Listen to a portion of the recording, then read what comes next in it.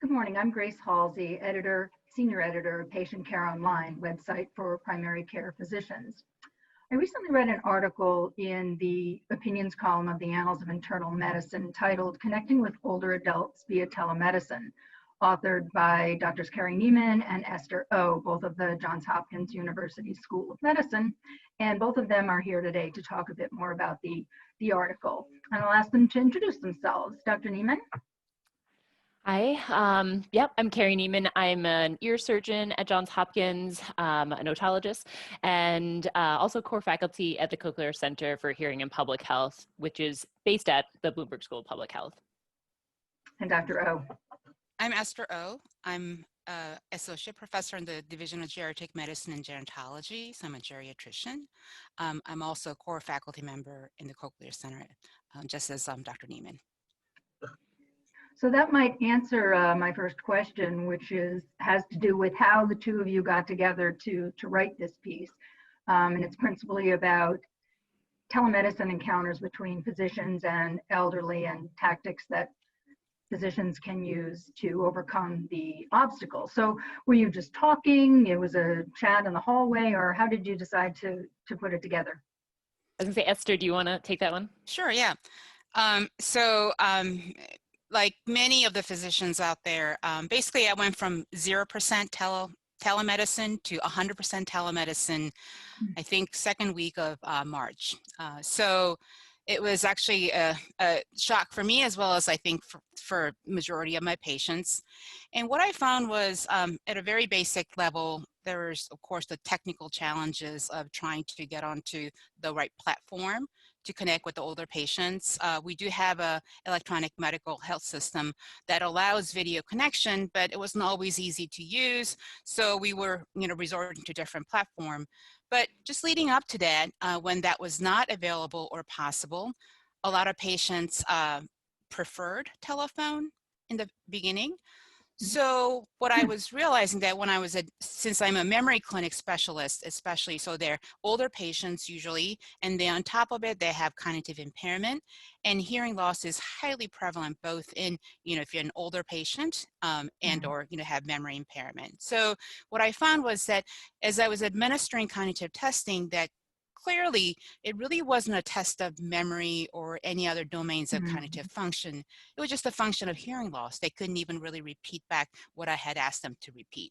So it was not an accurate assessment. And I thought, this is really frustrating and there must be a better way. And so, of course, I reached out to my colleague, Dr. Neiman, and asked, if there was something that we could write about, just kind of brainstorm to put this together.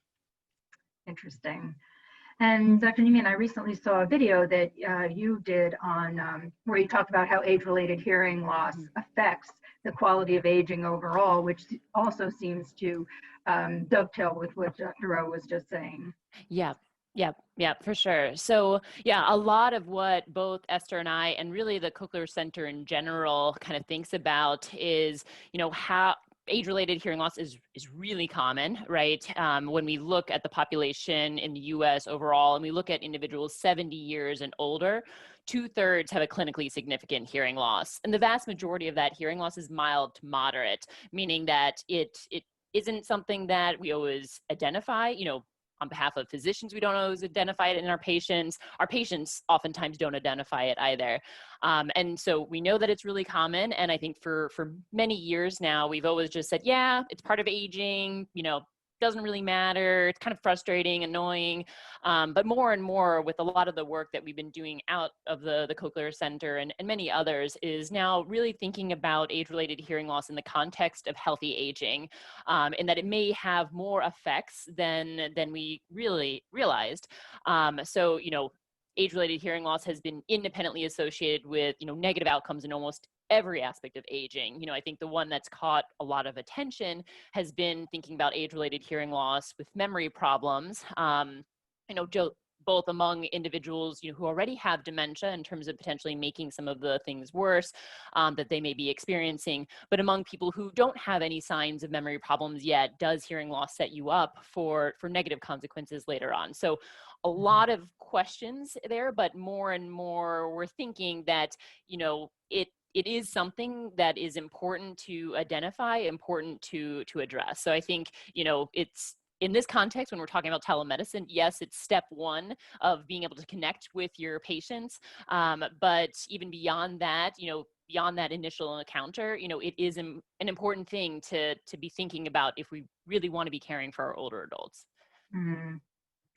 So I ask these questions even before we talk about the actual encounter, because aging is a process full of so much loss across so many domains of life. And I'm sure that the pandemic has made it even more difficult for many of our elders. And when we're talking older adults, I'm referring to 70 and older, as I'm assuming that's what you guys mean as well. Yes. And yeah. Dr. O, would you just talk a little bit about the losses that are standard during the aging process, but how the pandemic could have, or maybe an overlay on that? Yeah, so there's obviously a lot of issues, especially in the context of patients who already have cognitive impairment. I think has affected our older adults in many different aspects.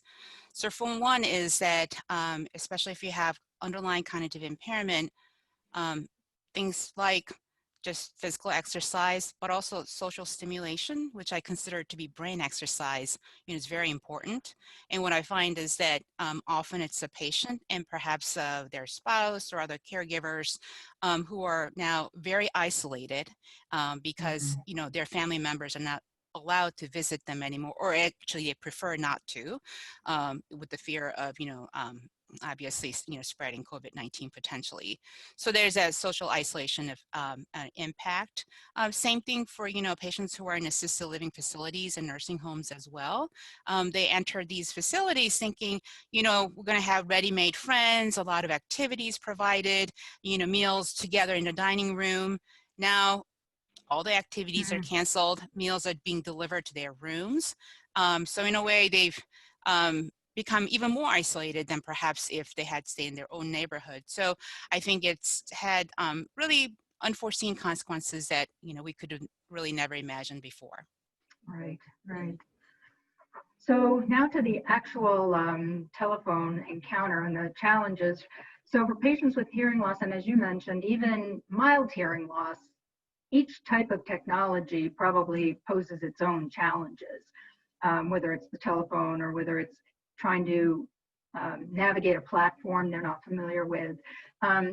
So Dr. Neiman, would you talk a little bit about the different setups and the things that can go wrong, will go wrong, and maybe how physicians can get ahead of it or take care of it while it's happening?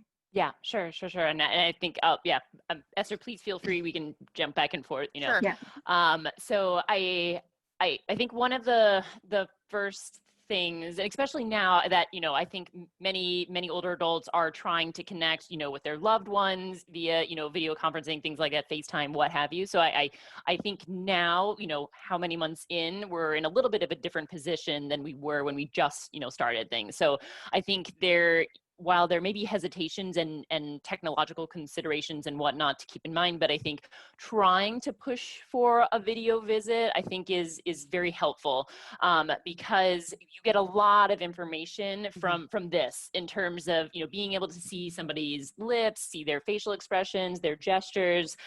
So even if the older adult themselves doesn't want to have the video on for their end, at least having it on for you, I think as the physician or the provider can be a big help because it provides that information. And then, as Esther and I are both wearing our, headsets, I think that's a really kind of easy, common thing that we can do, that you don't necessarily have to spend a lot of money on a headset, but a headset can go a long way in terms of really, optimizing what's the signal to noise ratio in terms of picking up, what should be amplified or, and minimizing background noise or things like that.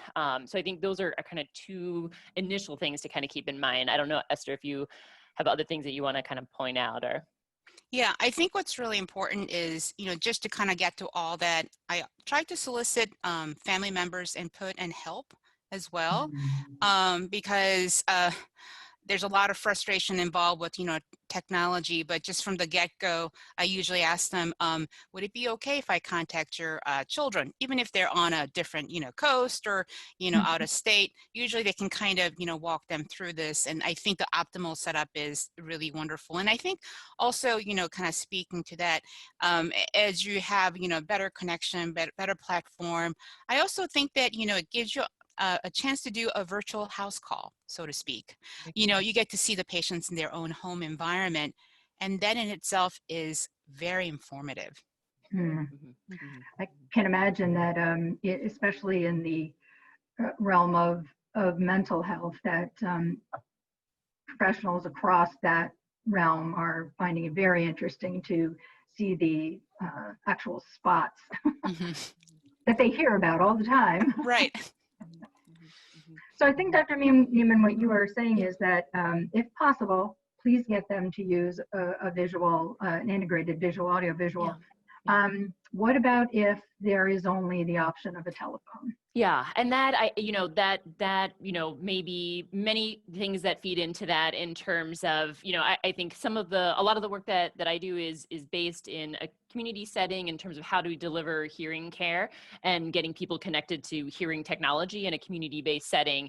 And, so in that setting, we're used to thinking about, okay, does somebody have a smartphone? Does somebody have, Wi-Fi access? Does somebody have, minutes on their phone to be able to interact? And so I think the realization, is that those types of things we now need to be thinking about as, as providers when we're talking with our older adults. So, whether it's us or, somebody in the team, the care team, to make sure we are eliciting the older adults' preferences, so whether it is telephone, if, they have regular access, that their phone numbers aren't necessarily always, changing, or they, at least at that moment in time, what's their preferred, if they do have track phones, do they have enough minutes and whatnot to be able to, engage in the visits?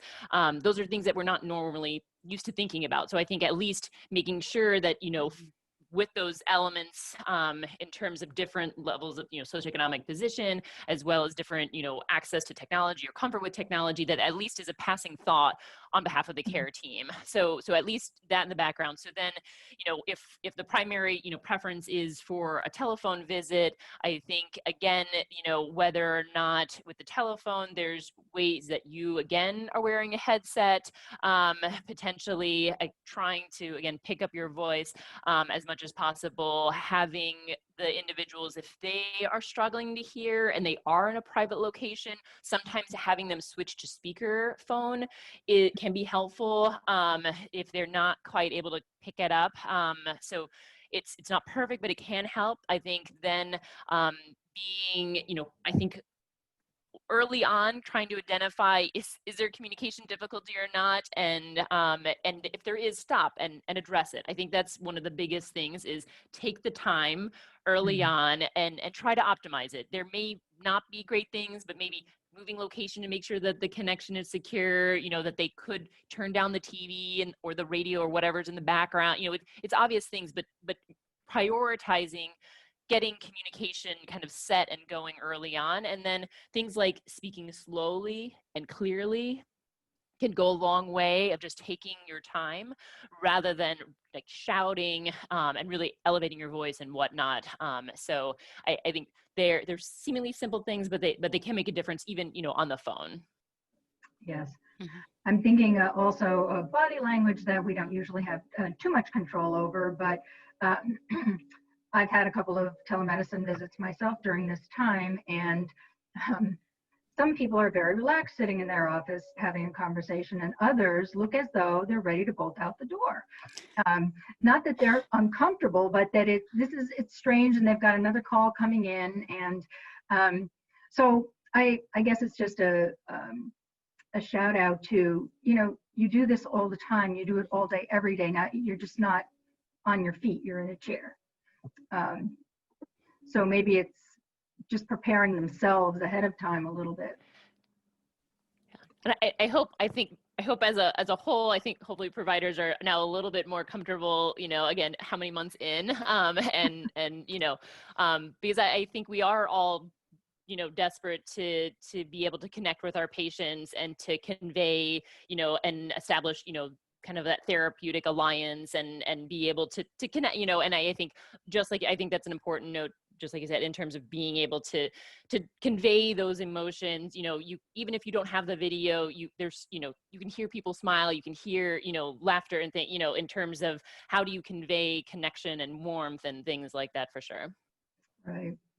And what are the two of you, seeing among your patients in terms of willingness and comfort level with, so the option of not doing a telemedicine call is not having contact with your physician.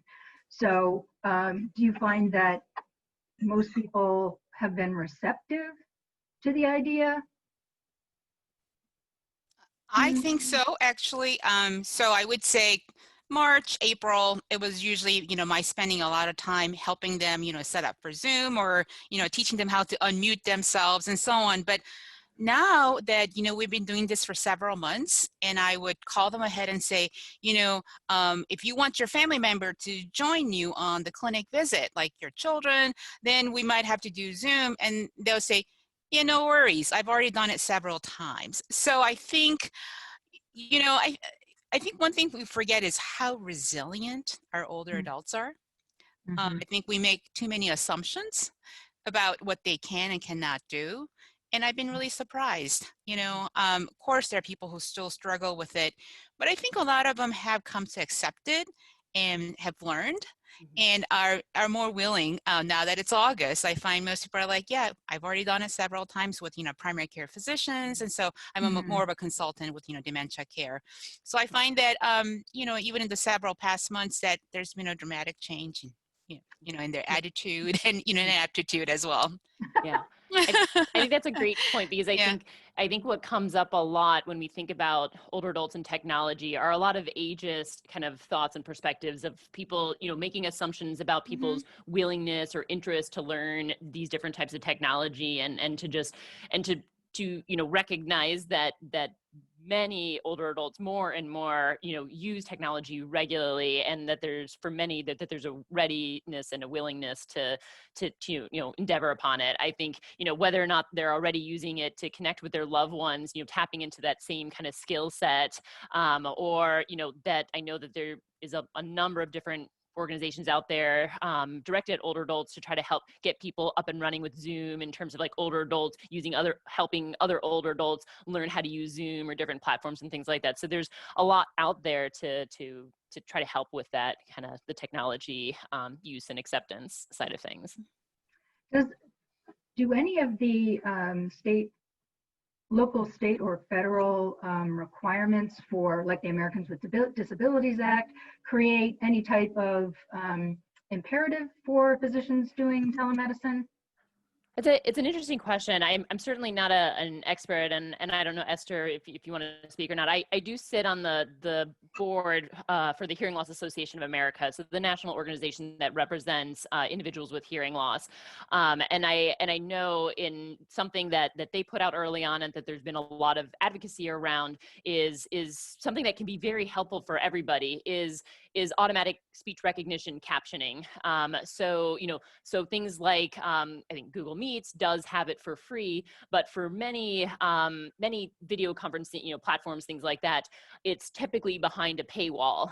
So I think just making HLA put out a position statement advocating, that these should all, at least for this period of time, not be behind a paywall. And I think for just, amongst providers to be thinking, oh yeah, it'd be really helpful to have, automatic captioning that you could turn on, that should be a default, for everybody, because if there's connection issues and it breaks up a little bit in terms of the video, you can still see the text and things like that. So it can be a big help, for everybody. So kind of asking the questions, asking your institution, is this an option? Can we get this?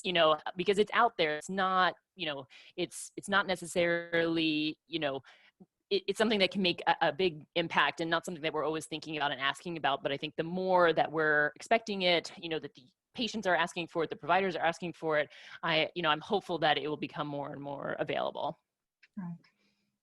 Is there anything that I haven't covered that either of you would like to add before we go? My audience is primary care, and any last thoughts for them during this time with their older patients? Well, I guess one thing I would say is that this is actually, so I personally prefer an in-person visit, but at the same time, I think it's created an amazing opportunity for me to really engage with their family members. Often, you know, especially something like a mild cognitive impairment is undetected. And certainly due to HIPAA issues, it's sometimes really, you know, difficult to kind of, you know, share these types of discussions, you know, with the family members. But just, it's a natural segue, you know, can I invite your children to, you know, for your visit? And most patients are very willing. And I think it's also a very eye-opening time for their family members. Right.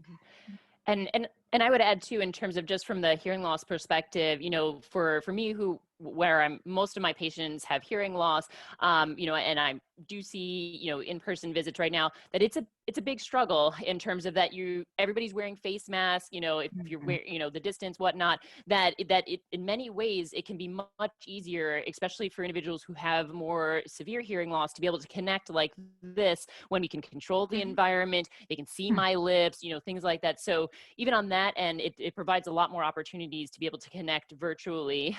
So I think thinking that, and then I think just advice for in general is, you know, the goal from the start is to be able to connect, you know, with your, you know, patient, and for the older adults as well, in that they have the same goal. And so that hopefully inspiring patients to advocate, to say, no, let's stop, let's fix this, I can't hear you well, let's make sure that we tackle the communication side as best of possible on both ends, because it's the same shared goal. So while it may be frustrating and difficult, but, you know, like, recognize it and try to do something about it.